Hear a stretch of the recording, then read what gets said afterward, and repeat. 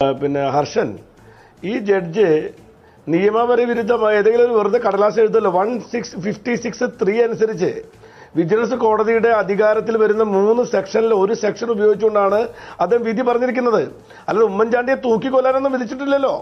എന്ന് മാത്രമല്ല, ഇവിടെ ഒരു പ്രധാനപ്പെട്ട കാര്യം, ഇന്ന് ശ്രീമാൻ ഉമ്മൻചാണ്ടിയുടെ വക്കീൽ അവിടെ ഹാജരാകും മുമ്പ് ഉബൈദിന്റെ ബെഞ്ചിൽ തന്നെ ഇത് വരാൻ വേണ്ടി അസാധാരണമായ ഒരു അപേക്ഷ അവിടെ കൊടുത്തു. സാധാരണ രജിസ്ട്രി ഓഫീസിൽ തീരുമാനിക്കേണ്ട കാര്യം അവിടെ തന്നെ കൊടുത്തുകൊണ്ട് ആ ബെഞ്ചിൽ തന്നെ വരണമെന്ന് ആഗ്രഹിക്കുന്നു. ആ ബെഞ്ചിൽ അത് വരുമ്പോൾ ഇവിടെ അമിതമായിട്ടുള്ള ആവേശം കാണിച്ചുകൊണ്ട് ബഹുമാനപ്പെട്ട ഉബൈദ് ജഡ്ജി നടത്തിയിരിക്കുന്ന സ്റ്റേറ്റ്മെന്റിന്റെ ഫലമായിട്ട് ഒരു ജഡ്ജ് സഹി കെട്ട് രാജിവെച്ച് പോവാണ്.